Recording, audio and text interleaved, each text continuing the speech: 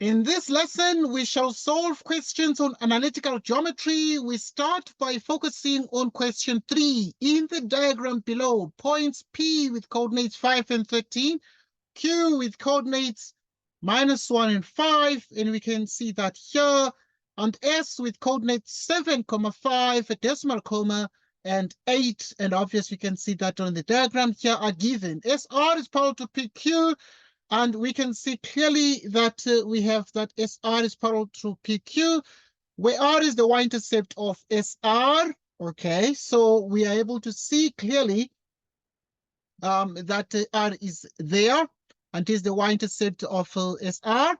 Okay, now the x-intercept of SR is B.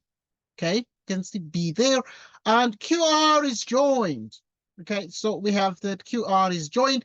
Calculate the length of PQ. Right, we're interested in finding the length of PQ, and we can see P is clearly there and Q is there. We want to find the length of PQ. Okay, now there's certain things we need to take note of here is that this is x1, y1, that is x2, y2. If the examiner describes as PQ, the examiner obviously is taking into account the movement from the point P to the point Q there along the line. Okay, so now to find the length, we use, because the question is asking for the length, to find the length, we use the distance formula. So we have x2 minus x1, which we square, and we add to y2 minus y1, which we square, and we actually then put everything under the square root sign, like so. And we then have that PQ itself is given by the following. Right, is given by the following. So what is x2?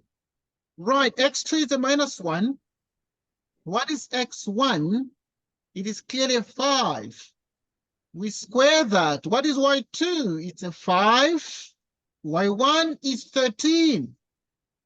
We square this, like so. Okay. What then is the meaning of all this here? Right, so if you have -1 minus 5, what do we get? We get actually a 6. And upon squaring, we get actually a 36. 5 minus 13 gives us a -8, which we square, and that gives us a 64. 64 plus 36 together give us 100. And the square root of 100 is 10. And we're calculating length, which is measured in units. And therefore, I mean, what we're able to see here is that PQ itself is 10 units. PQ is 10 units. Right, so we have found the length of PQ, and it is exactly 10 units. And we look at the next question. We want to calculate the gradient of PQ. What is the gradient formula, Tando? Do you remember the gradient formula? If we want to find the gradient of PQ, so moving from P to Q, P will therefore have x1, y1, and Q, so that we do not forget, we just put these labels here on the coordinates. So that now we want to find the gradient of PQ, and therefore we have gradient of PQ. What is the gradient formula, Endo? It is y2 minus y1 over x2 x1. And what is y2? It's a 5. Y1 is 13. We divide by x2 is what? Is -1. X1 is a 5. What is 5 minus 13? It's actually -8, and you divide by -6. Okay, and upon careful examination, we're able to see clearly that this is 4 out of 3. If you divide, the negative cancels out, and you divide by 2 here, getting a 4. Dividing 8 by 2, you get a 4. Dividing 6 by 2, you get a 3, so that we have 4/3.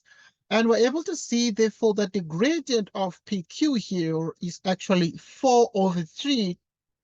And the gradient is dimensionless. It is without units, and it is only a number. And we've written the number there.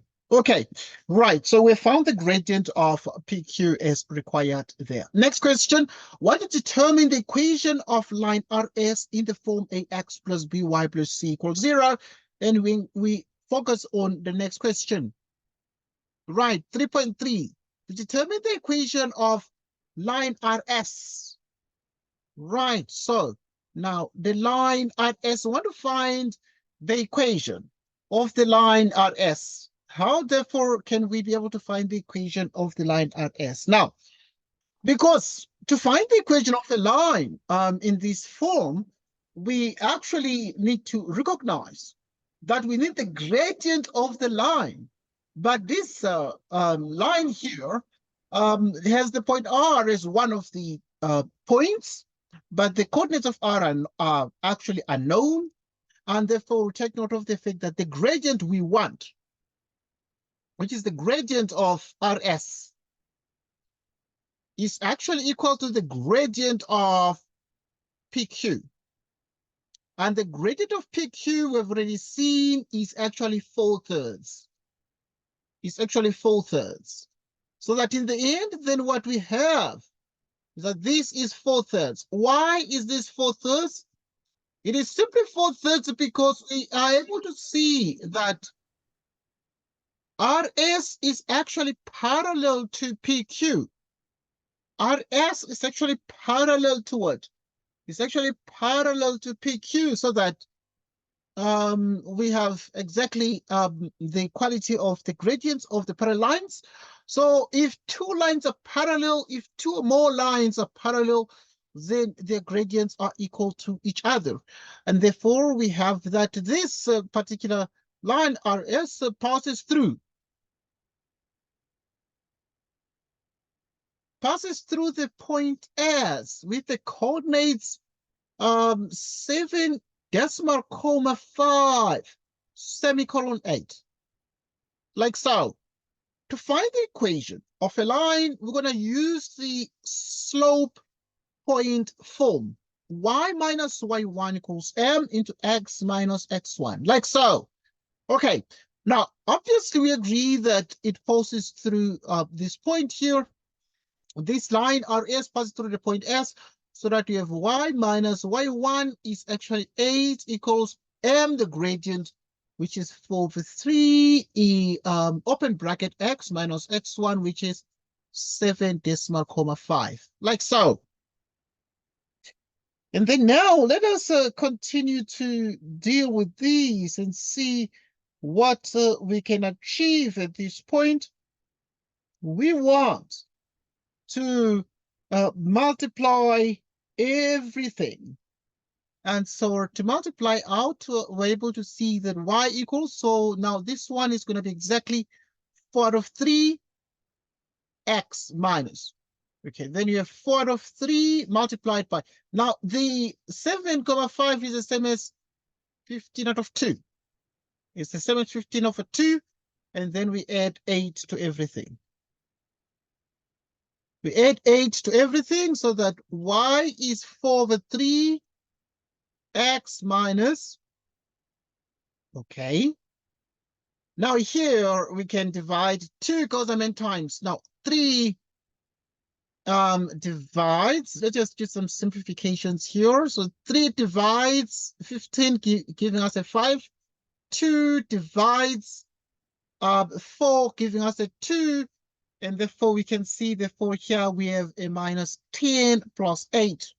Right, and upon careful examination, we're able to see, therefore, that y is 4/3 x minus 2. And this is actually the equation of the line, but it's is to be written in a more compact form, and not just this. So we're going to actually proceed to simplify this here. And to simplify this, so this implies, therefore, that we have exactly a 3y. Right, so if you multiply everything, we have 3y. And, or we need to, right, okay, let's just write like that. Right, so we have a 3y. Let's write a little bit up here. Here we can push it up a little bit. So, yeah, at this point, this implies that Multiplying through by 3, the denominator, with 3y equals 4x minus 6. Okay, I want to write it this way. So we start with the x terms first, and we can write it as exactly 4x minus 3y. We keep the 4x on the right-hand side of the equation. We subtract 3y, and we have minus 6, and the result is 0. And this is the equation of the what? Is the equation of the line in the required form. So the answer to 3.3 is actually 4x minus 3y minus 6 equals 0. 4x minus 3y minus 6 equals 0. We continue right now to look at the next question, because this was 3.3 and we focus on 3.4 to see how to determine the x coordinate of B. Right, so we look at 3.4 next. Right, to look at the question 3.4, we need to remember the equation of the line RS. And we remember from the previous question that the equation of the line RS is as follows. So now we actually are able to recognize that we have the equation. Right, the equation of RS. What is the equation of RS? We saw that before. It's for x minus 3y minus 6 equals 0. We're interested in the x-intercept.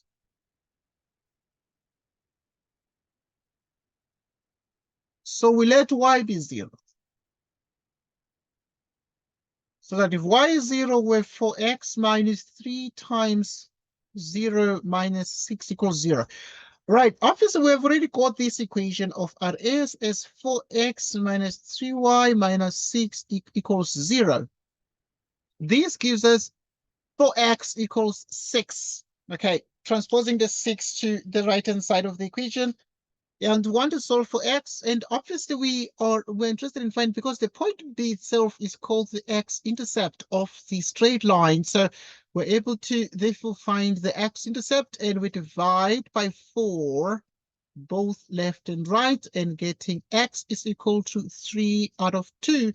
And we want to therefore determine the x-coordinate of B, and therefore the x-coordinate, not all, obviously x-coordinate of the point B there, because the y-coordinate, it's obviously 0, and we can therefore see and certainly say with confidence that the x-coordinate of the point B is 3 over 2 there. Okay, how did we get the x-coordinate of B? B is this one. To find the x-coordinate of a line, you realize it is the x-intercept at this point here. It is the x-intercept of B. B itself is the x-intercept of the line that is running from R to S. And so we then say, to find the x-intercept, we say let y be 0. We always do this. And we, with no exception, obviously use the same modus operandi in this question, and we're able to get that x is 3 over 2. And obviously, I mean, this is the x-intercept, and we could certainly therefore say the coordinates of B are the x component is 3 out of 2, and the y component becomes 0 there. Becomes 0 there. Okay, so we have exactly these. And then we continue to solve the next problem, and the next problem is 3.5. In 3.5, the question is calculate the size of the angle ORB. Calculate the size of the angle ORB. Then you have the angle ORB. And I want to find the size of that angle. So how can we find the size of the angle ORB? We find it step by step as follows. We find it step by step as follows. Right, so to find the size of the angle ORB, we proceed as follows. We first have to find the angle alpha. And to find the size of the angle alpha is called the angle of inclination. Right, it's called the angle of inclination of the straight line. How do you find the angle of inclination? We use the tangent formula. Okay, so we already know that the equation of this line RS is actually 4x minus 3y minus 6 equals 0. So that in the end, then, you then say the tangent. The tangent of alpha is the size of the angle of inclination. And now we can just manipulate here and have 4x minus 6 equals 3y. You divide through by 3 so that we have 4 over 3x minus 2 equals y. Okay, now find the gradient, and therefore the gradient is 4/3. The gradient is 4/3. So that now in the end, then you have 4 over 3. And then if you look at the arctangent of 4 over 3, use a calculator, that is going to give us exactly the angle 53. If you do arctan of 4/3, it's going to give us 53,13 degrees. So that gives us the size of this angle alpha. And then now if we have the size of the angle alpha, the couple of things then that you need to take into account. So we actually can just enlarge this diagram a little bit and then say, if you have this line here like that, which is the line RS, and we want to find a couple more things here.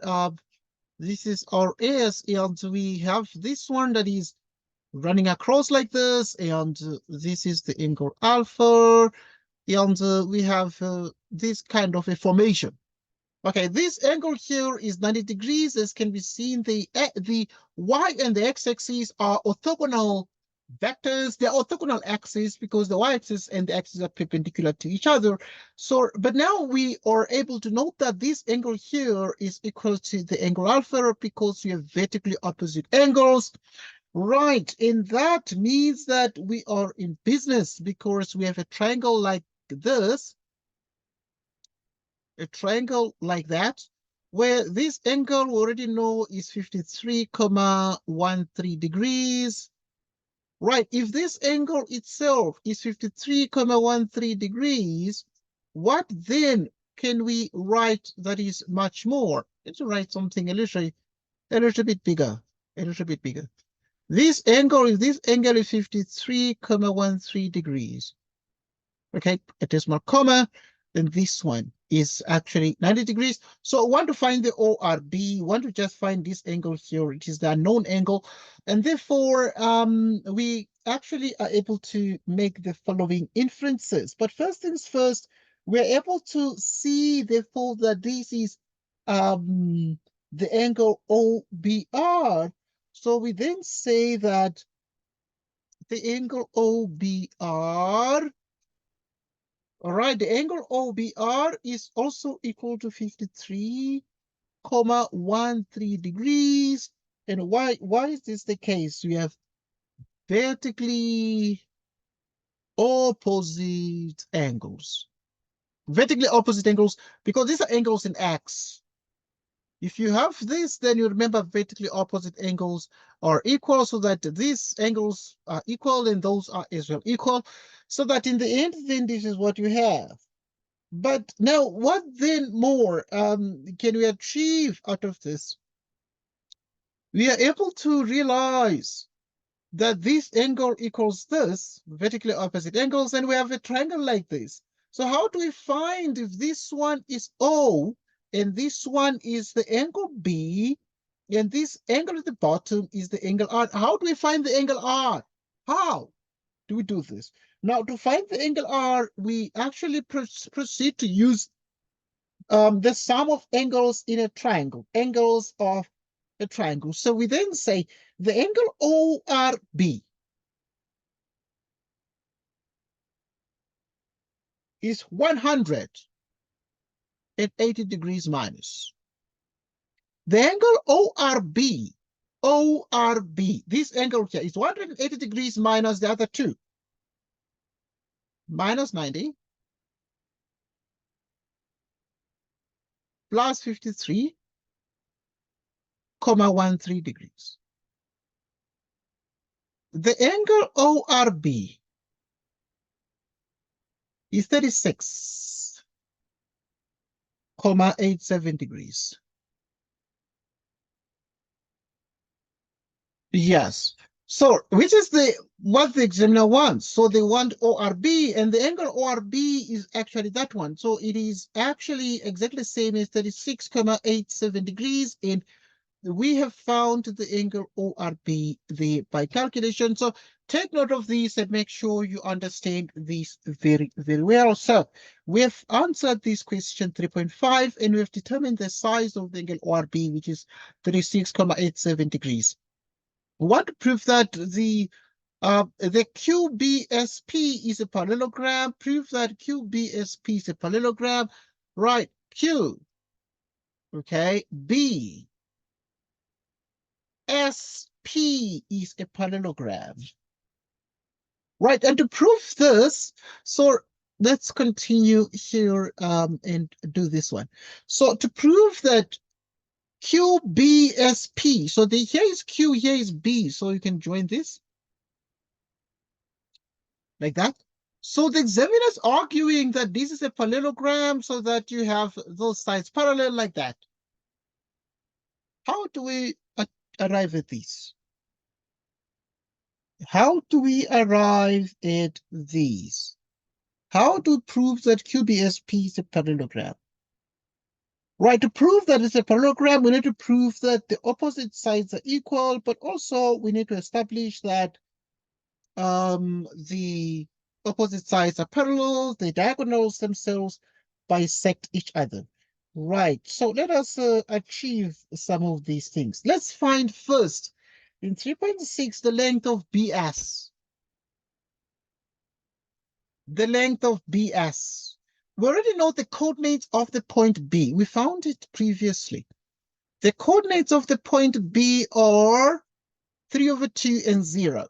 3/2 and 0. And we take these to the next question. The 3/2 and 0. 3/2 and 0. So that now BS itself is as follows. X2 minus x1 squared, y2 minus y1 squared. Right, so we get the following. So that now we have BS. So if you have BS, then we have x1, y1, and then we have x2, y2. And we have the following. So now to deal with the BS, we're going to therefore say x2, which is 7,5 minus x1, 3/2 squared. Y2 is 8. Y1 is 0. Okay. 3/2 is the same as 1,5. So we have 7,5 minus 1,5. So in 7,5 minus 1,5 is the same as what? It's the same as exactly a 6. Then you square that, and this is 8 squared. And 6 squared is a 36, and 8 squared is 64. And this is 100. And the square root of 100 is 10 units. Right. And so this is what we have. So that then in the end, we have found the length of BS.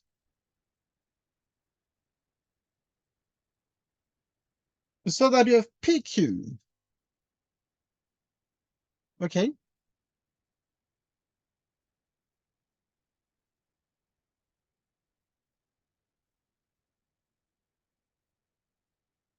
PQ is parallel to BS.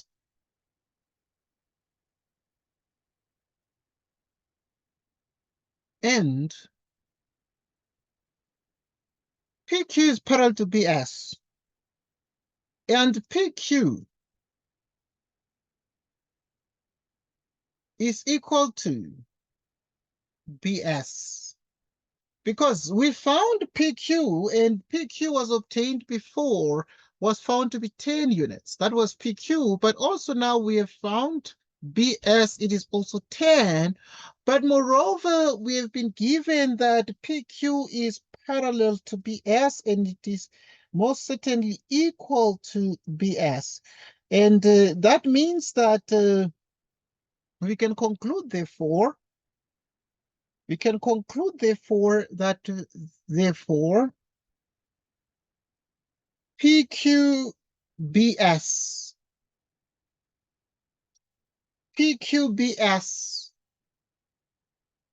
is a parallelogram. PQBS is a parallelogram. And that means that one pair of opposite sides equal and parallel. One pair of opposite sides equal and parallel. One pair of opposite sides equal and parallel. Okay, so look at this and think of this, but very carefully. So you have in 3.4 that you have the opposite sides PQ and BS, which are equal and parallel because this is equal to this, but they are parallel as well. So you have one pair of opposite sides equal and parallel, and because of that, we most certainly can conclude that the PQBS is a parallelogram. Okay, so just take note of that. Take note of that. Okay, so this is very, very important to consider. It's very, very important to consider. Right.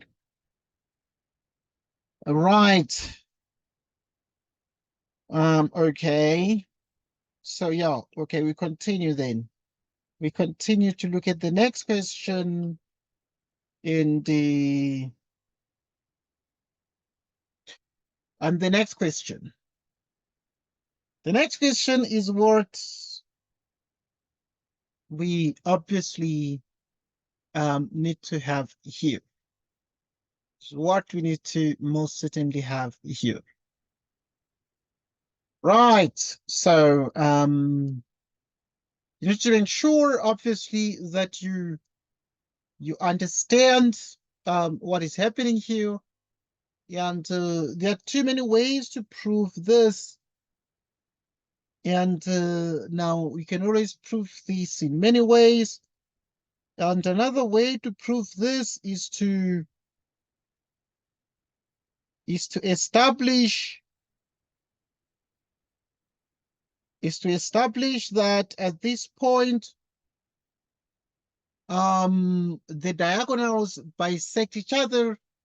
So you can find the diagonals and find the midpoints of the diagonals and be able to establish that the diagonals bisect each other. In particular, at this point, there are a couple of things you can most certainly mention here about this particular question, because we've done a lot of things like we've found the gradient of PQ, we've found the length of PQ, and we use the length of PQ just 10. The gradient of PQ, we realized the gradient of PQ was equal to the gradient of this one, of the SB or the SR or the RS, and now the equality of the gradient itself was something very important. Okay, but also, so we're good. We're good. So now we're able to therefore say QBSP, right? So we're able to then say that the QBSP is a parallelogram. It is a parallelogram simply because we're able to see that the BS itself, right, it's 10 units, but the QS, so we have a pair of opposite sides equal and parallel. This is enough. Right. Next question. Right, in the diagram below, the circle centered at M, this is circle centered at M, passes through C with coordinates -1 and 2, and cuts the y-axis at E. The diameter CMD is drawn, and ACB is a tangent to the circle. Okay, so we have that ACB is a tangent to the circle. Determine the equation of the circle in that form. How do we find the equation of the circle in the required form? We continue to take this into account. Right, to find the equation of a circle in this form, we need to realize that we need to find the length of the radius, and the length of the radius is the distance from the center of the circle to the circumference of the circle. At this point, we're going to find the radius. So we're looking at 4.1.1, and we want to determine the radius of this circle. So the radius of this circle is can be found by using the length formula, which is x2 minus x1 squared, and we have y2 minus y1 squared. So that now we have the radius. The radius. Right, so obviously now dealing with the x1, y1, x2, y2. What is x2? Is -1, x1 is that squared. Y2 is 2, y1 is a 4 squared. So we have -1 minus 2, which is a -3. You square, you get a 9. 2 minus 4 is actually exactly a -2. You square that, you get a 4, and this becomes the square root of 13. Square root of 13. Now, to find the equation of the circle, then we continue to then say you have x minus a squared plus y minus b squared. The equation of the circle must be in this form. We note, therefore, that this circle itself has the center 2 and 4, so that here you have this one is a and that is b, so it is x minus 2, and then the y minus 4, you square these, it is the square root of 13 squared, the square of the radius, and this x minus 2, you square that, and we have y minus 4, you square these, and if you have the square root of 13, it becomes exactly that. So that is the equation of the circle. In 4.1.1, because they said determine the equation of the circle in that form. So it is exactly x minus 2 squared plus y minus 4 squared equals 13. And that is the answer to the question 4.1.1. Right, in 4.1.2, want to write down the coordinates of the point D. D. This one, D. So 4.1.2. Right, to find the coordinates of the point D, there are a couple of things that remain very, very important. Yay! Right, to find the coordinates of the point D, you need to recall that this is the center of the circle, and each of these lines like MC and MD are radii of the circle. And if the radii of the circle, radii of a given circle are equal to each other, and if they are, we're able to realize, therefore, we can find the coordinates of the point D. And now at D, right, at the point D, so we can use the midpoint formula. And if we use the midpoint formula to find the midpoint, what does the midpoint formula say? Right, so the midpoint formula will therefore say x1 plus x2 out of 2 y1 plus y2 out of 2 equals the coordinates of the midpoint, xm, y subscript m. Right, so we have this. Now at this point here, you can call these ones xd and yd. These ones are xm and ym. And these ones here, you can call them anything xc, yc. You can call them like that. Okay. In each case, with those labels, then we have the endpoints. So now you need to consider the endpoints. So there's going to be an x1, which would be this one here. And then you can call this one an x1, y1, and you can call this x2, y2. So that your x1, for instance, is a -1, and x2 itself is xd. y1 is a 2, y2 is a yd out of 2, xm is this.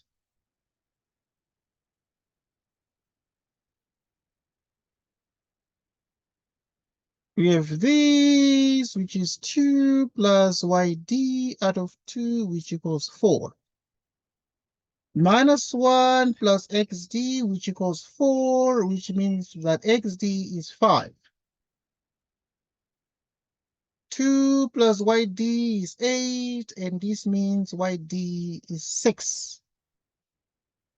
Okay, so you got the xd and yd, and this means, therefore, that the coordinates of the point D are given as follows. So the coordinates of the point D are the x is 5 and the y is 6. The x is 5 here and the y is 6. So those are the coordinates of the point D. So D has the coordinates exactly 5 and 6. Okay, why are we giving these coordinates? Look, we are dealing with the midpoint. Midpoint can be applied in many ways. We are looking at the application case of the notion of a midpoint used in a circle. Midpoint used in a circle. And we're able to see that the center of a circle is the midpoint of the diameter of the given circle. So we have that, but there are too many ways of us to do this question, but this is just one easier question, but yeah, much easier there. Let's get the next question. What's determine the equation of AB in the required form? What determine the equation of AB in the required form? How do you find the equation of AB in the required form?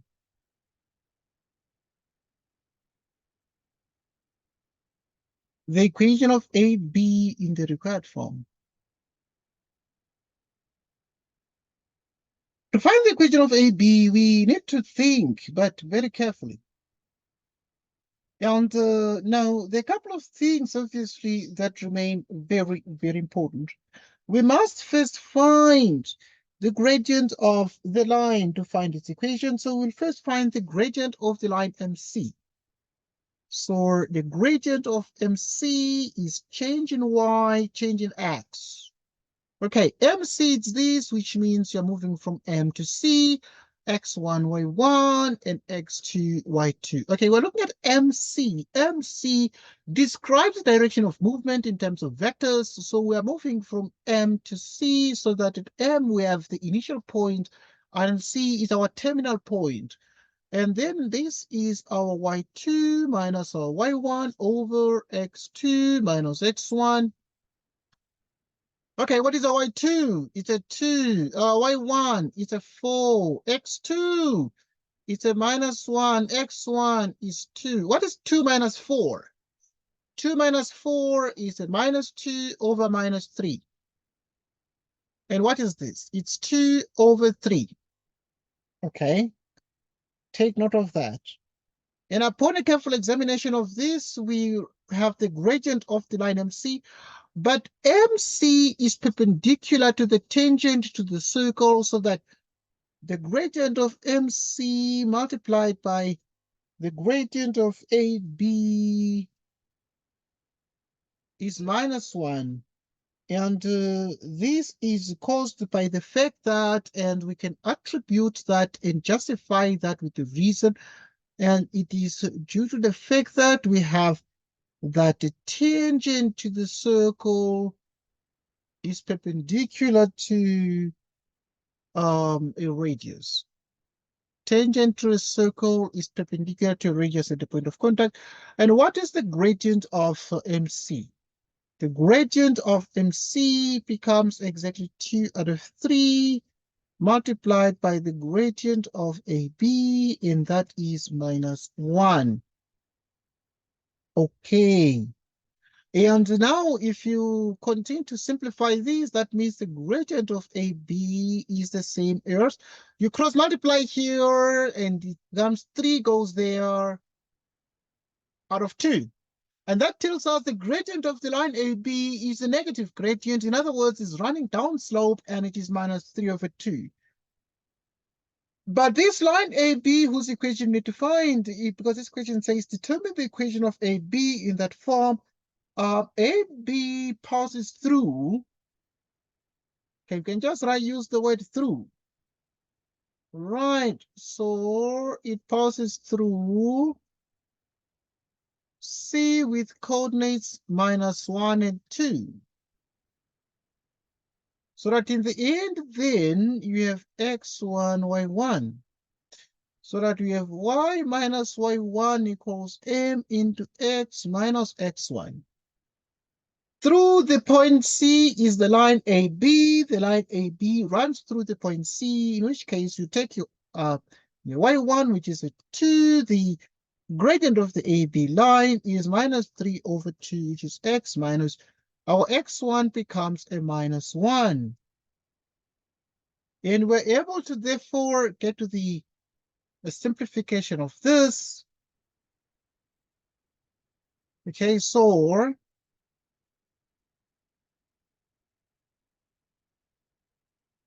you have y equals -3/2x, and this is plus, so that you have -3/2 plus 2.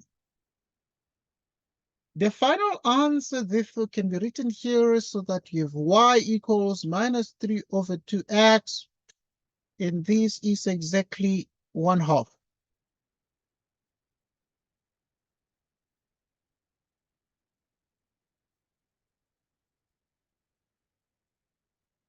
Okay.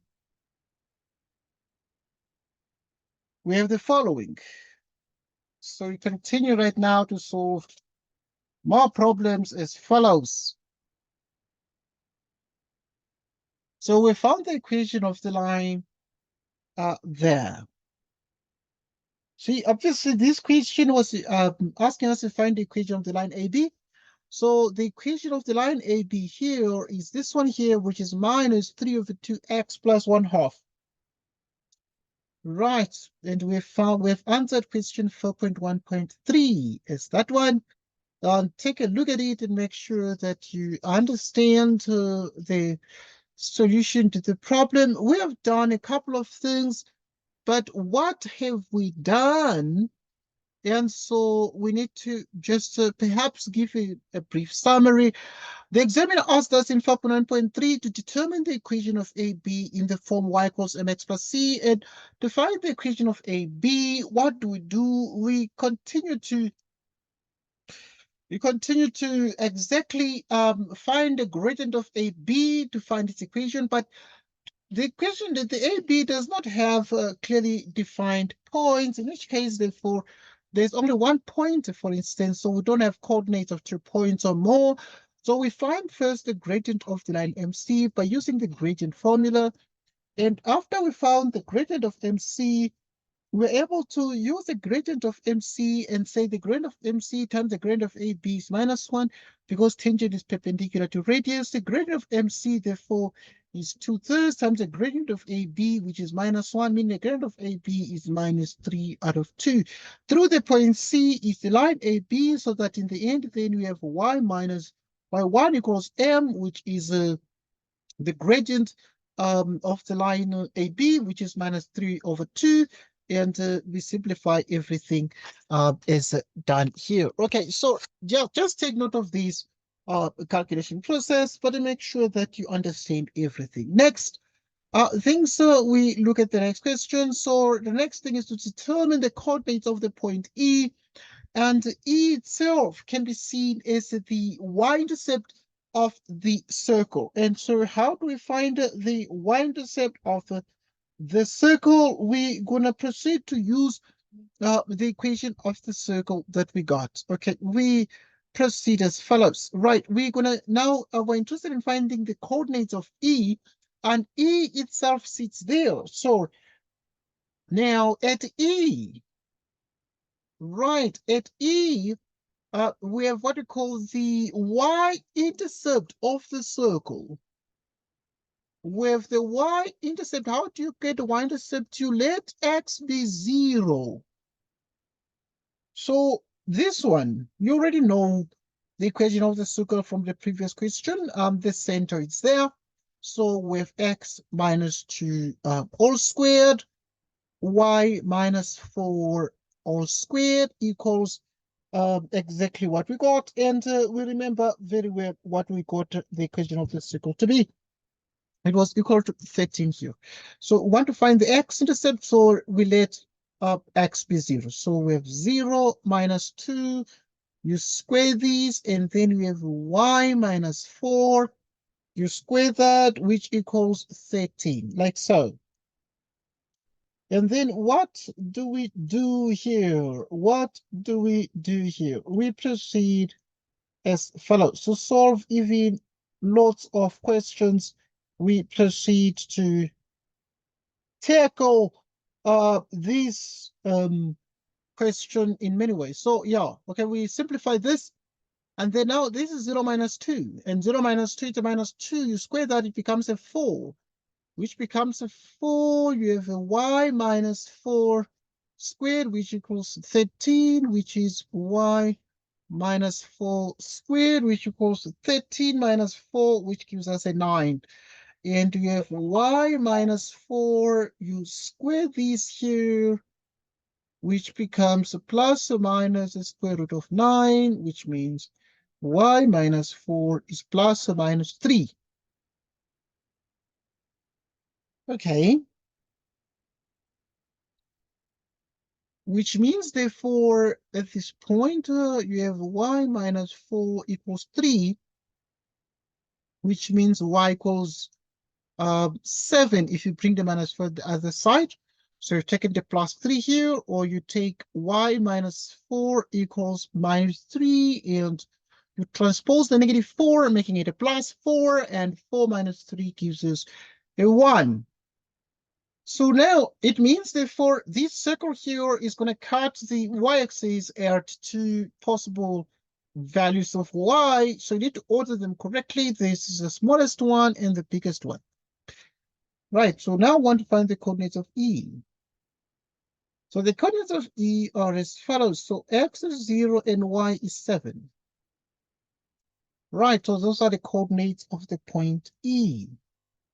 There. So you take note of these and make sure that you understand everything in 4.1.4. The coordinates are 0 and 7. So now, how did we even go about doing that? We need to recall that we had to identify, because if they say, fine, calculate the coordinates of E, the students think sometimes, but what is the formula for finding coordinates? I mean, what is the formula for finding coordinates? And therefore, sometimes they become very despondent and they think, oh, this is very hard, but it's not. It's not hard. Because now to find the coordinates of the point, you need to identify the point, recognize the point, and be able to tell what kind of point it is. It is, in this case, the y-intercept. And therefore, at E, we're dealing with the y-intercept, and let x be 0. And we use the equation that is associated with that. So in this case, it is the equation of the circle, and x is 0, and we're able to get y. And therefore, we get everything that we need there. Okay, we continue now to solve the next problem. Continue to solve the next problem. Right, so we look at 4.1.5. Show that EM is parallel to AB. Show that EM Here is E and here is M. Show that EM is parallel to AB. Okay, now to show that these are parallel to each other, and a couple of things that are very important, we've already got the equation of the line AB, and so we just need to find the gradient of EM. We already know the coordinates of E are 0 together with 7, and the coordinates of M are 2 and 4. The examiner is describing these as EM, meaning you're moving from E to M, which is x1, y1, and then it's x2, y2. The gradient of EM, which is change in y, change in x.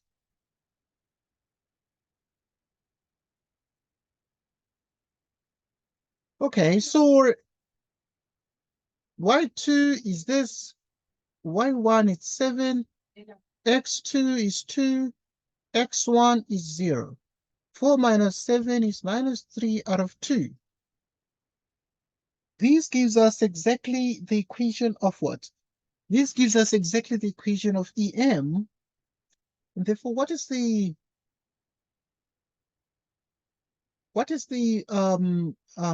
next step here? Right, so recall that now we need the equation of the, we need to also say, but the gradient of AB is minus 3 over 2.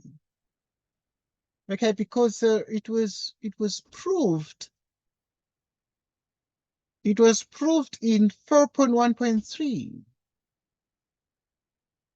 Right, so and we're able to therefore see therefore the grade of EM is minus 3 over 2 and that of A over B is minus 3 over 2, and therefore the conclusion is that the gradient of EM is equal to the gradient of AB, which is minus 3 over 2.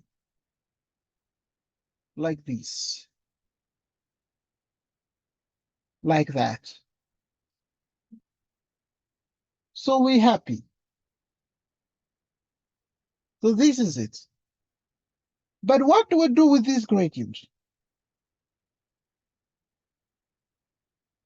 What do we do with this gradient?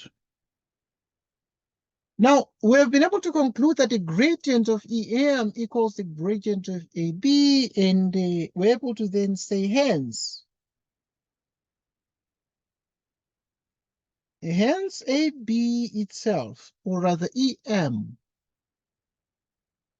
is parallel to AB. Why are they parallel? They are parallel. EM and AB are parallel to each other. Why are they parallel to each other? They are certainly parallel to each other because of the gradient of EM is equal to the gradient of AB. Like this. Just like that. Just that way. So we have that the gradient of EM is equal to the gradient of AB, which is actually equal to minus 3 over 2 there. Right, so the couple of things, therefore, that remain very, very key to the way we reason, and let us continue to solve even lots of problems. Right, so we continue to analyze the rest of these questions here. Right, having solved the 4.1.5, we continue to look at the next one. And the next one is 4.2. Determine whether or not the circles having equations that and that will intersect. Show all calculations. Determine whether or not the circles having equations that and that will intersect. So now, to show that two circles will intersect, we proceed as follows. Show that the circles will intersect, we proceed as follows. Right, so now these two circles themselves have centers. So the circles. Right. Can write the circles here. The circles have centers. Okay, so the circles have centers, this one. And obviously you have, these are not exactly, this is not exactly this circle. So, but they have centers. For instance, let's call them P. So like this one is going to have the center -2 and 4. So this one is plus, you make it minus, and then the minus one is taken as it is. And there's Q, this one, the center, because there's a -5 and a 1, which is going to be 5 together with -1. So these are the two circles, and these two circles have those centers. Now, what then do we do with this? So we're going to find the length, QP. Right, we can find the length QP. And if you find then the length QP, or QP squared, let us find QP, the length, the distance between the two centers. So to find the distance between the two centers, we're going to proceed to use the distance formula. X2 minus X1, Y2 minus Y1.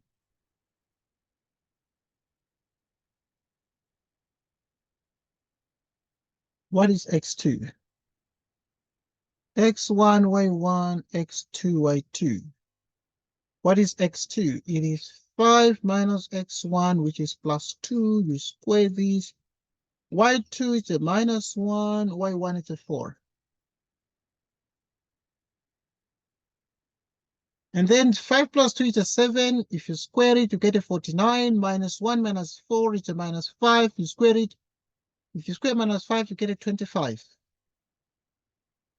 Okay, now let us look at 49 plus 25. What does it give us? This gives us exactly 74.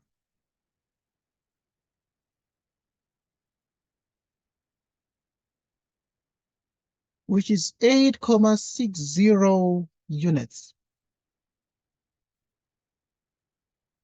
8,60 units. Rm plus Rp. Let us now look at the radius of these circles here. Because we need to determine whether or not the circles having equations, this and that, will intersect. Determine if these circles will intersect. So now, if we determine this,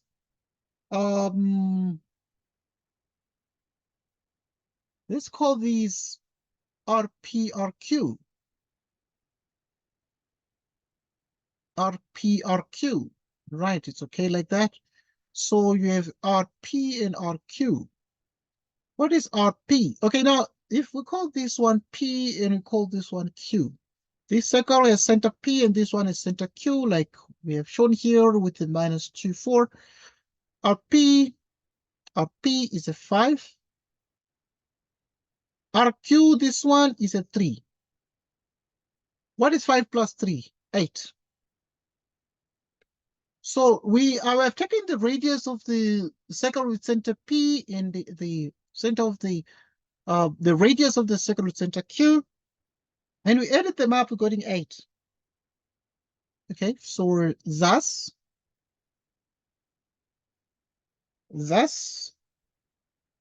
RP RQ is 8, but 8 is smaller than QP. Okay, 8 is smaller than QP, and from that observation, we're able to make the determination that therefore the two circles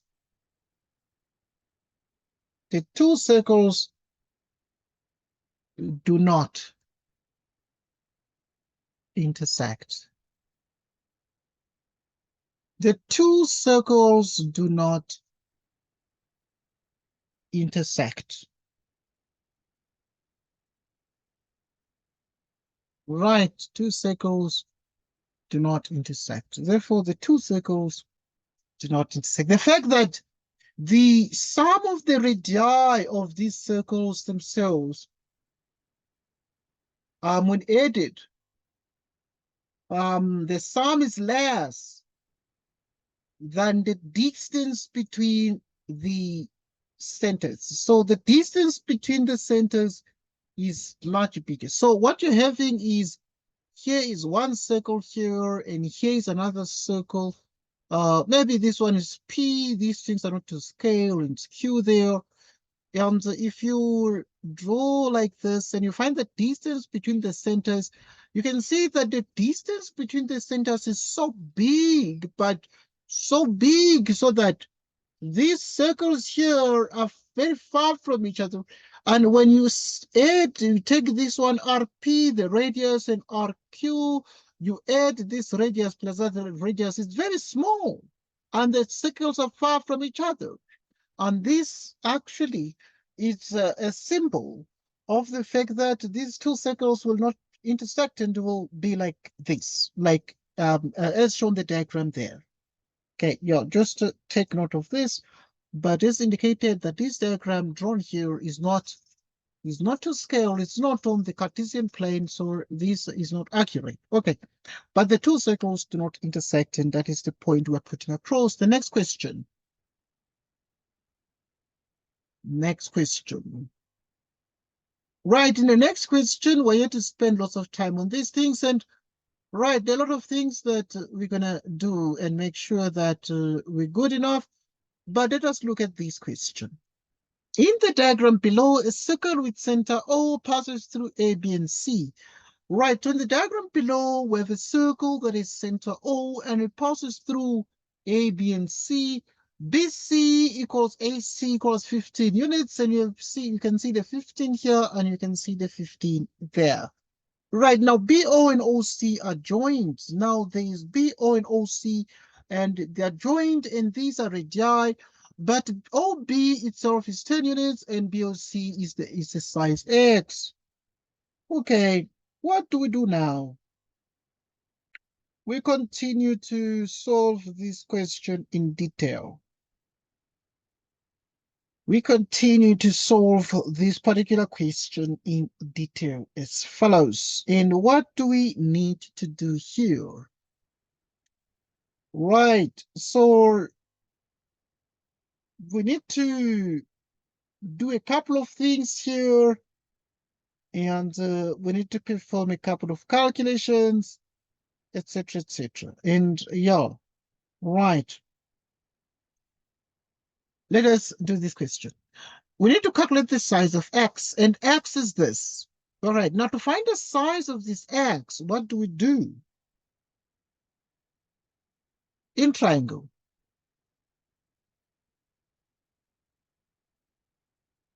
In triangle BOC.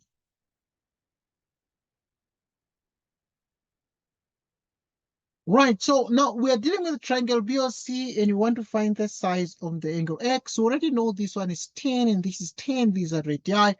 So we're going to use something called the cosine rule. Okay, it's like Pythagoras theorem, but it has a correction term, and we're going to see that. So if we are dealing with this triangle here,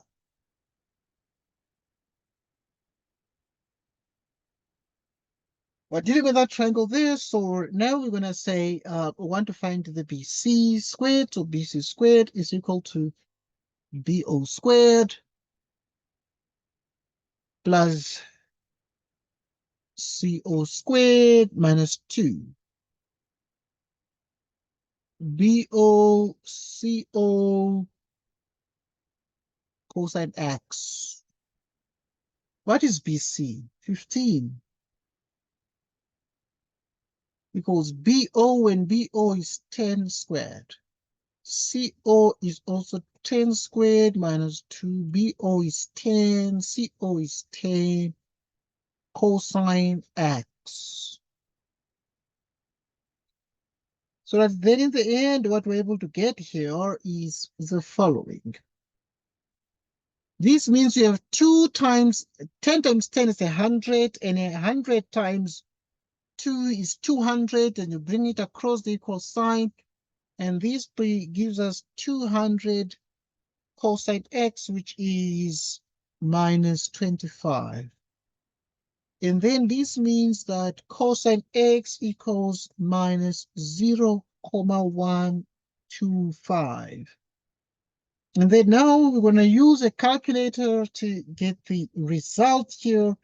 And now if you do this carefully, using reference angles, because the cosine is negative, and we know from the cast diagram that the cosine is actually negative in a couple of quadrants, in this quadrant and that, and obviously this angle here, we can see that it is an obtuse angle, that is an angle that is more than 90 degrees but less than 180 degrees. So we have the following. Right. So we continue. We continue. Right. So now I would like us to possibly give the reference angle here. Let us look at what we call the reference angle. So the reference angle will be arc cosine 0,125.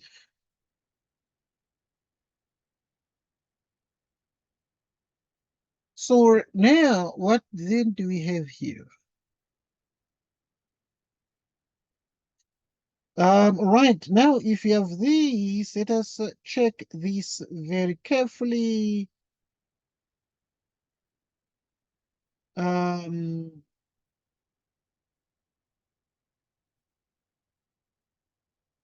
Right, so this is 82,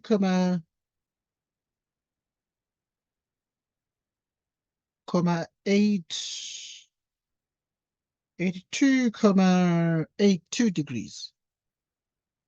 Okay, so this is a reference angle and this 82,82 degrees, but now we have taken the positive of this particular number on the right-hand side of the equation and want to get now the value of x. So the numerical value of x, therefore, because the cosine is negative in the second quadrant, to get the second quadrant is 180 minus 82,82 degrees, which means x is equal to 82 minus 82,82, which is 97,18 degrees. So that now we're able to get x. And x is 97,18 degrees. So this is the size of the angle x.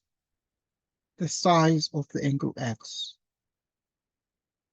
Right, so, okay, this question uses something, and this, we're going to spend a bit more time on it. It's called the cosine. It's called the cosine rule. I know that you do not have much experience, I guess, on this one yet, but yeah, we're yet to spend a lot of time on the cosine rule, so stay very, very ready to understand this. Right, so in the next question now, we want to determine the size of ACB. The size of the angle ACB. How do you find the size of the angle ACB? We proceed as follows. So if we know that this angle here, the angle X is actually equal to 97,18 degrees.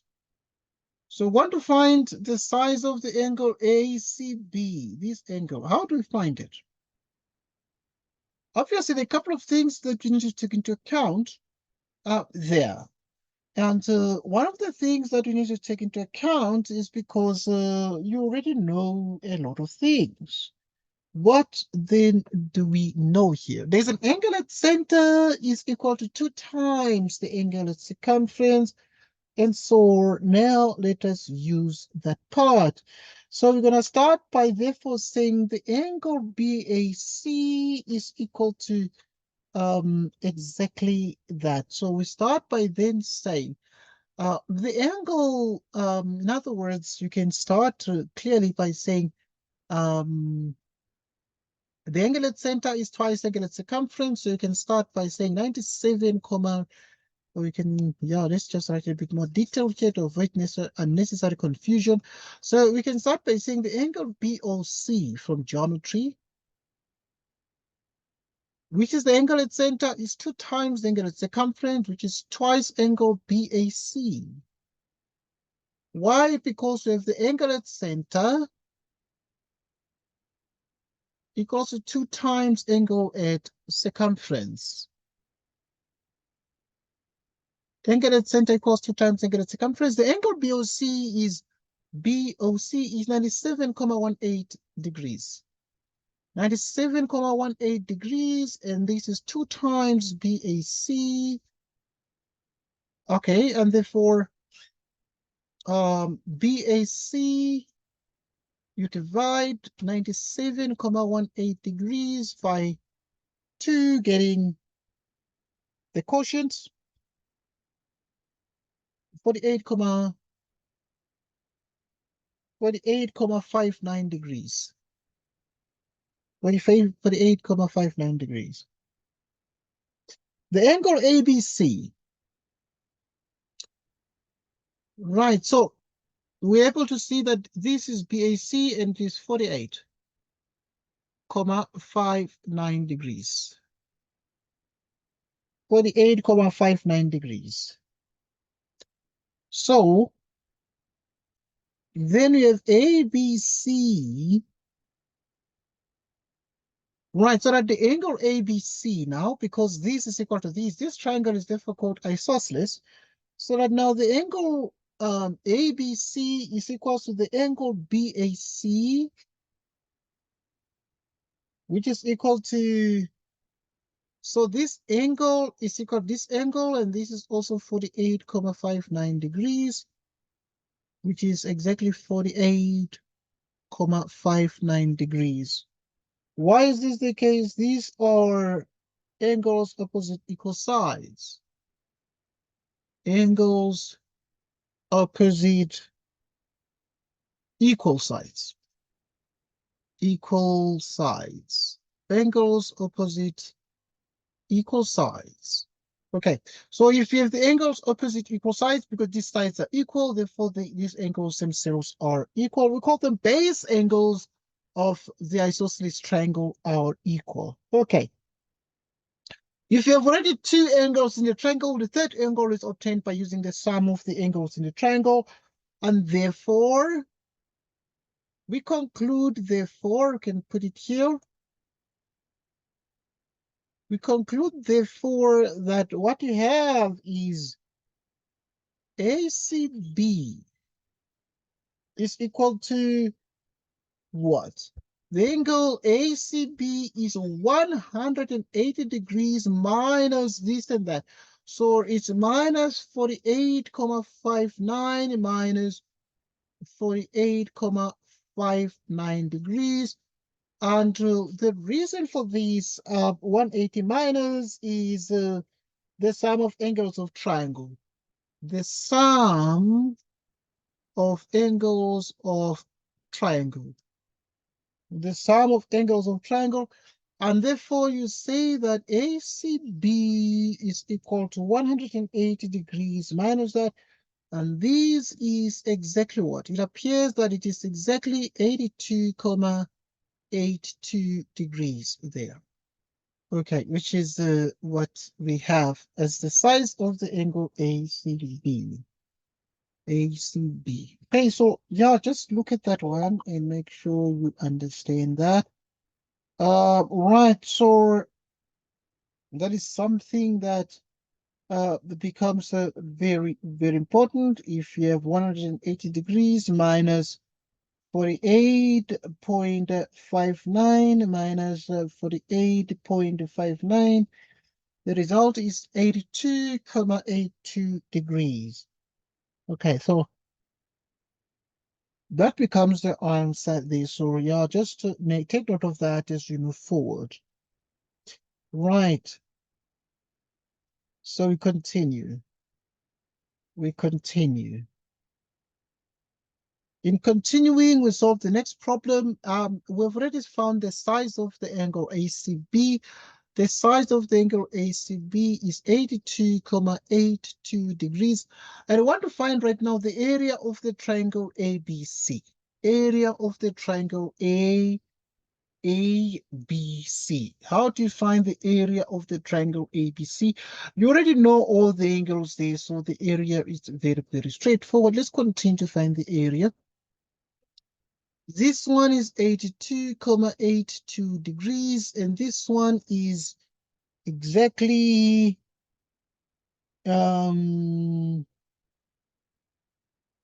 right. See this one? Okay, this one you already know is 48.59, 48.59, and we label that. This is 48.59 degrees, and this is also 48.59 degrees, and we want to find the size, the area of the triangle. So in 6.2.3, then you're going to say area of triangle ABC is exactly area of the triangle ABC. So at this point, because this is B equals B like this, A equals A, and C equals C, so that you have half AB, the sine of 82.82 degrees. So that you have the area of triangle ABC. The A is 15, the B is also 15, the sine of 82.82 degrees, which means the area of triangle ABC equals what? Okay, let's check this one. So at this point, you're going to use a calculator to find the area. So the area here is exactly using a calculator. We can use our calculator to do this. Let's just launch our calculator here. And launching our calculator, we're able to see that if you have, for example, this one is exactly 1/2, right? And then we multiply these by 15. Multiply as well by 15. So 1/2, 15 by 15. By the trigonometric sine of 82.82. And I'm going to give you exercises to practice. Right. What we are seeing clearly is that it is exactly this. So it is 111.62. So this is exactly one. Right. You can write that one down. So it is exactly 111.62 square centimeters. Right, square centimeters. Just square units. Okay, you can put square units. So you can write like this. So you can write units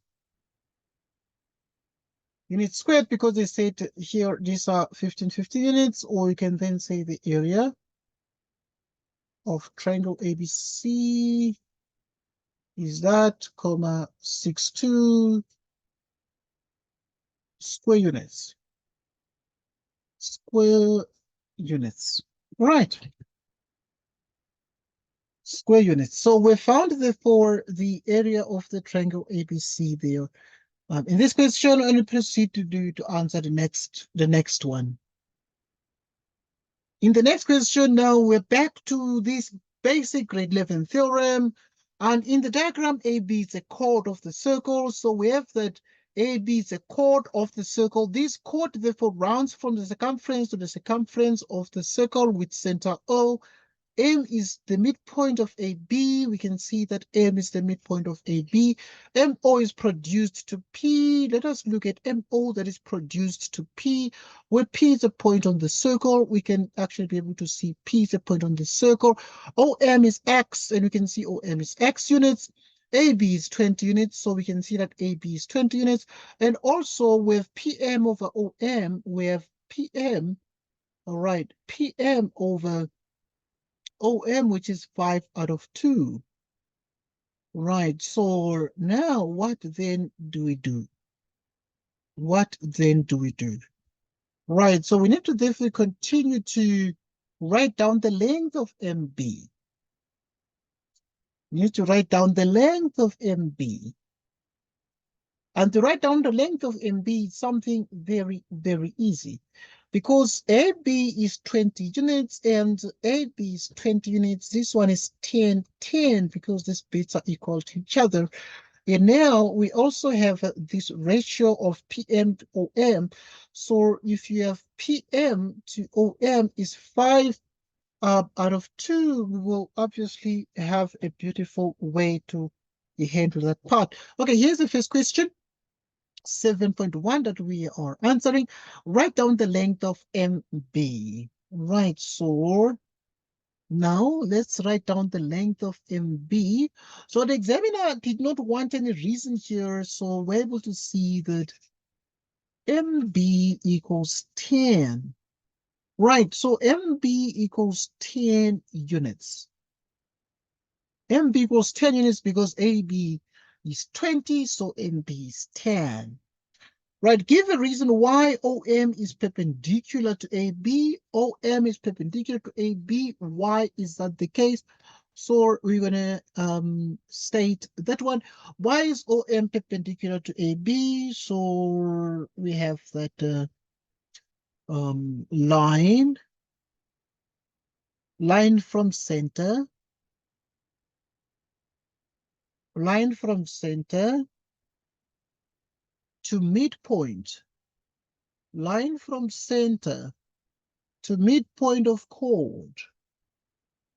Line from center to midpoint of chord is perpendicular.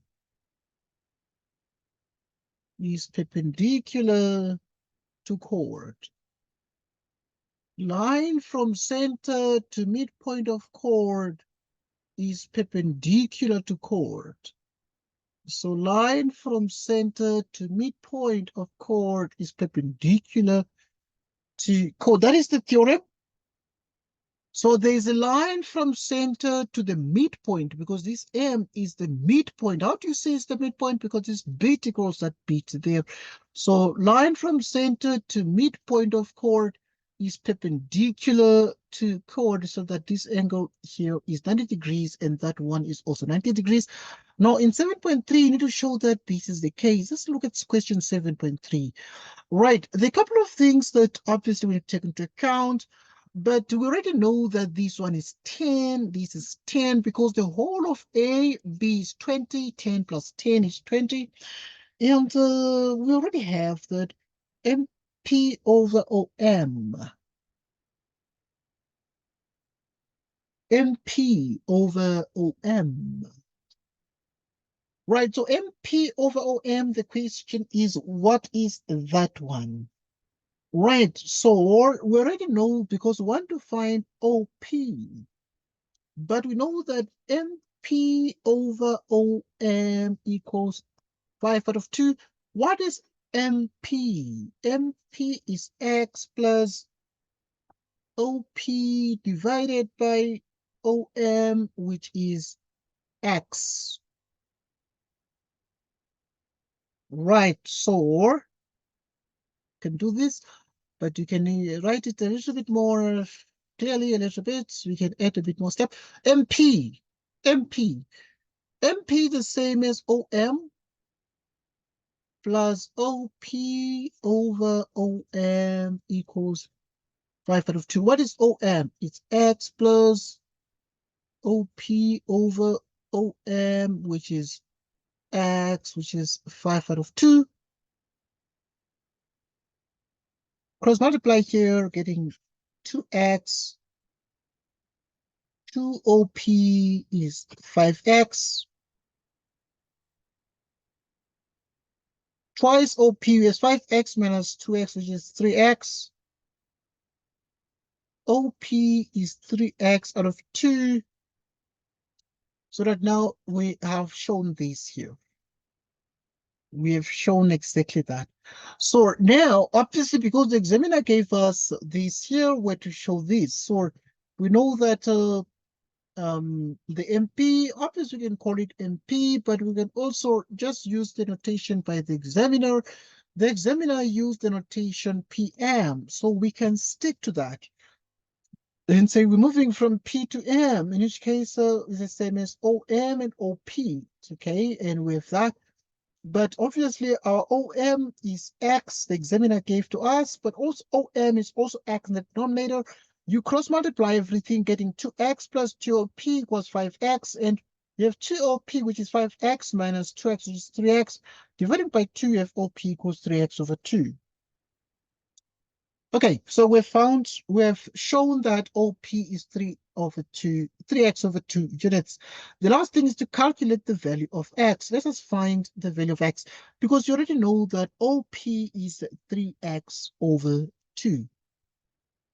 To calculate the value of X, you know that OP is 3X over 2, and this is 10. Right, so if this is the case, what then do we want to find the value of X? So how do we find the value of X? Okay, because we know that OP is 3X over 2, this one is also 3X over 2, because this is a radius, and the radius is a line segment from the center of the circle to the circumference of the circle. It's a radius, so this is a radius, and also that is a radius. So we want to find, therefore, in 7.4, the value of X. So we can tell the examiner that we're going to work in the triangle MOB. So in triangle MOB. Right. So in triangle MOB, we know this angle is already 90 degrees, so we can use Pythagoras theorem, and then we can be able to see that, Mr. Examiner, OB squared. OB squared is OM squared plus MB squared. So OB squared is 3X over 2 squared, and OM is X squared. OM is X squared. MB is 10 squared. So now if you square the 3, you get a 9 over 4X squared equals X squared plus 10 squared. You multiply through by 4 because there's a 4 in the denominator of this term. Okay, if you multiply through by 4, we have 9x squared. Multiply through by 4, getting a 4x squared. Multiplying through by 4, here 10 squared is 100 times 4 is 400. Okay, what is 9x squared now? 9x squared minus 4x squared will give us a 5x squared equals 400. Divide through by 4 by 5, excuse, so that we have exactly x squared. We have 400 over 5. What is 400 over 5? It is x squared equals 80. And therefore, if x squared equals 80, what then do we do? You take the square root of x squared equals the square root of 80. Right, so what is this square root of 80? The square root of 80 can be simplified to 4 the square root of 5, because 80 is 16 times 5. 80, this is the same as the square root of 16 by 5. The square root of 16 is exactly 4 there, square root of 5. So that is what we have, and therefore our x is we're able to make the following conclusion. And we're able to see, therefore, from this, that our x is approximately 8,94. 8,94 units. 8,94 units. 8,94 units.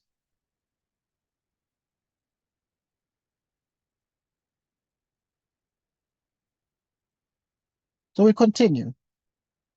We continue.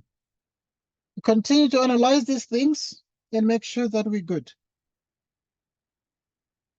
So we have the value of x, which is 8,94 units. So the value of x is 8,94 units. As we got the value of x is 8,94 units, we have the following. Right, so now in the diagram below, the circle, in diagram below, yes, the circle with center O, here is O, passes through A, B, C, and D. AB is parallel to DC. Right, you can see AB is parallel to DC, and also angle BOC is 110 degrees there. BOC is 110 degrees. The chords AC and BD intersect at E. Right, we can see E there, where the chords AC, right, so we have AC and also BD. BD intersected E. Right, so you have the rest of the other lines have been joined. For example, you have that EO. EO is joined and also BO. BO is joined and also CO. CO is joined and also BC. So you have that BC. BC is also joined. Calculate the size of the following angles, giving reasons for your answer. The size of the angle D. Calculate the size of the angle D. Right, so to find the size of the angle D, we use our theorem there. What do you think the size of the angle D is there, Tando? What do you think? We're looking at 8.1.1 and want to find the size of the angle D. What do you think?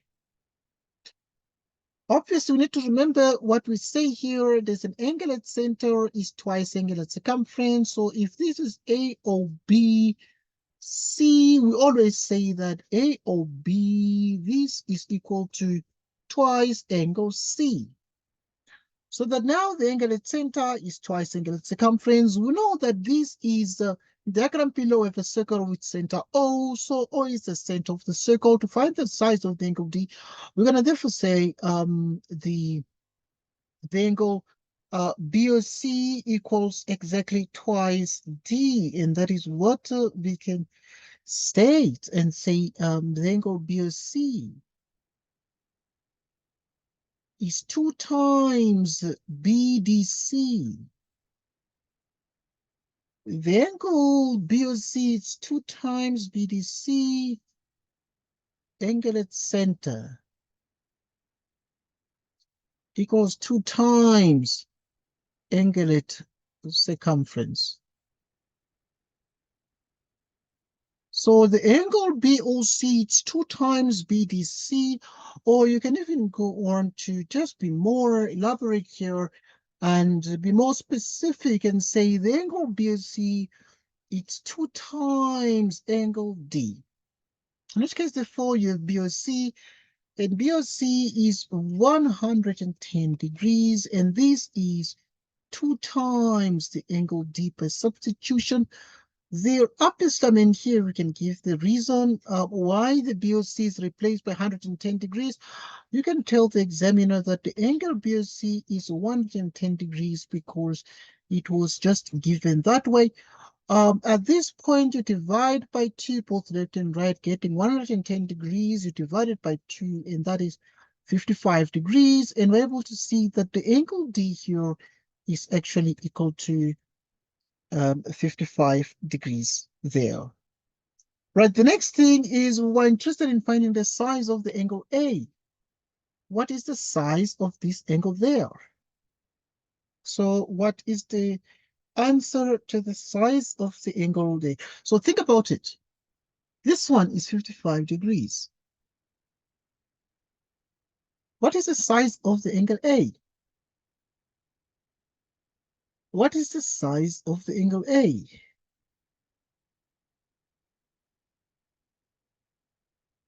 What is the size of the angle A?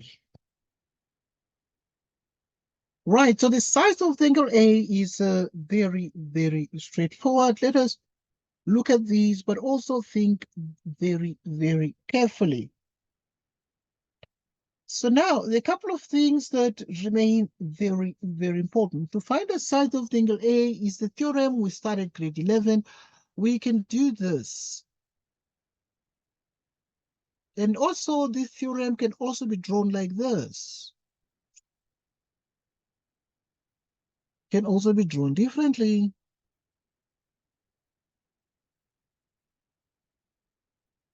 Like this. So you can move this one here. If you imagine this like being a rubber band, a string that you can just move like this. So this diagram is like this. So it's exactly that. So we have this here, that is this way, and we have this there. That is like this. So the angle at center is twice angle at circumference. So we're able to see, therefore, that angle O1 is 2 times A. The angle O1 is 2 times angle A.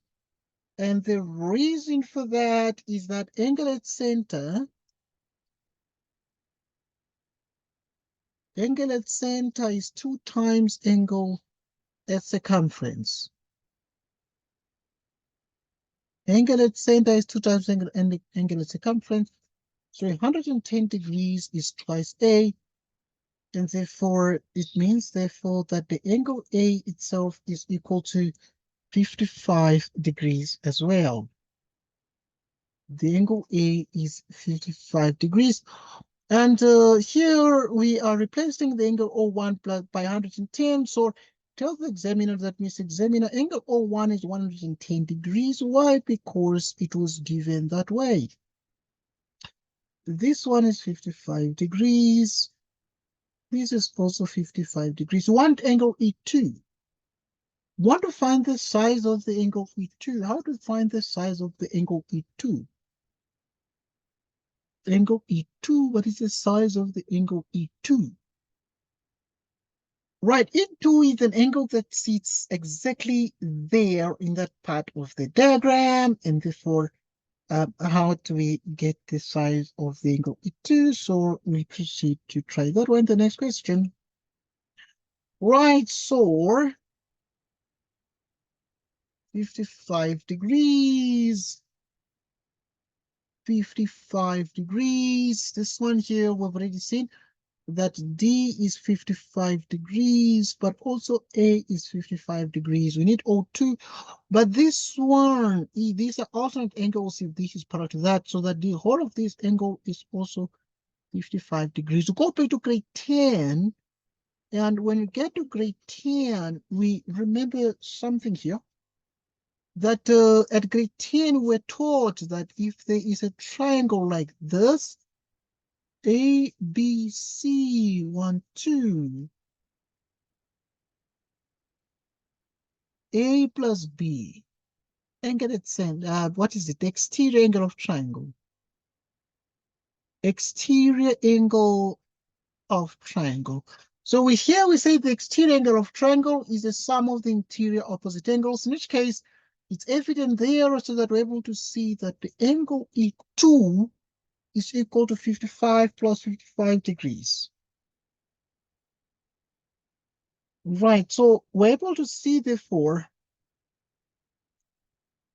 that the angle E2, so, but first things first, we can just give a reason why this, the angle,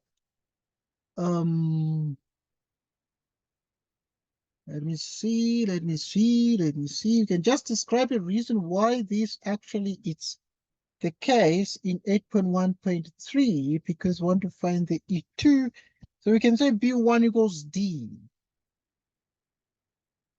B1 equals D itself. Right. And then now we find that one, and then E2 is actually the same as B1 and that. Right, so we're able to see therefore that the angle E2, so yeah, the angle E2 now can be found in just two many ways.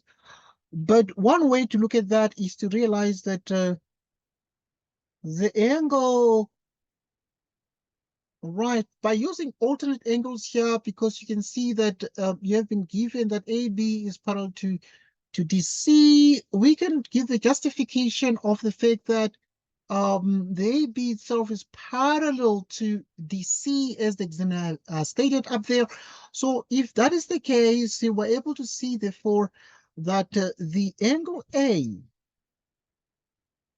is equal to the angle ACD. ACD and is 55 degrees. Why? These are alternate angles. Why are they alternate angles? Because AB is parallel to DC. This has produced this angle of 55 degrees there. But obviously we know that AC is a chord. Chord AC means that this is a straight line, so we can do these kinds of things we're doing. Now, from this point, we can see that the angle E2 itself is equal to the angle D plus the angle ACD. So the angle E2 is D plus ACD. How do we say that? We're able to say that because of the exterior angle of triangle from grade 10. And this allows us to say the angle E2, the D we know already is 55 degrees. It was proved above, but the ACD is also 55 degrees. And this means the angle E2 is 55 plus 55 degrees, which is 110 degrees. So this angle is 110 degrees. 110 degrees. So the next thing is to prove that BEOC is a cyclic quadrilateral. BEOC is a cyclic quadrilateral. So to prove that BEOC is a cyclic quadrilateral, we need to prove that possibly we have angles in the same sag. And this is just awesome, awesome stuff. So I want to prove that BEOC is a cyclic quadrilateral. We already know that this one is 110 degrees, but also this one is 110 degrees.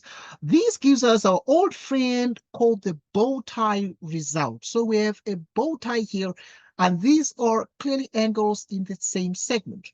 Right, so if we have angles in the same segment like so, this angle equals this. In this case, this angle here equals these angles there, and these are angles in the same segment, making the quadrilateral a cyclic quad. So to prove that BEOC is a cyclic quadrilateral, we proceed as follows and say the angle E2 is equals to the angle O1, which equals 110 degrees. E2 equals O1, which is 110 degrees. Why is that the case? It has been proved. Right, it has been proved in 8.1.3. Okay, that is where we got the E2 from. So you say proved in 8.1.3. Right, in 8.1.3, we established that E2 is 110 degrees and or 110 degrees given. And this means that we can therefore say, therefore, BEOC is a cyclic quadrilateral. It's a cyclic quadrilateral. Why? Why is it a cyclic quadrilateral? The cyclic quadrilateral because the equal angles subtend. Equal angles subtended. Equal angles subtended by line. Right, so this line subtends equal angles, and therefore we're able to then say that BOC is a cyclic quad. Why? Because equal angles subtended by line. And therefore, this BEOC is a cyclic quadrilateral. Right, what an awesome question we've had. We actually were able to show that the angle D is 55 degrees there as part of the diagram, but we're able to see that the angle A is also 55 degrees there as part of the diagram. The angle E2, we saw that is 110 degrees. This is cyclic quadrilateral because it has been proven there. It was awesome having a discussion with you there, Tando. A very, very interesting discussion we've had, and we are excited to have had this discussion. Thanks a lot for joining us. I'm going to make the video available during the course of the evening, but I'm going to send the homeworks on the group. Right, so yeah, it's great discussing more mathematics.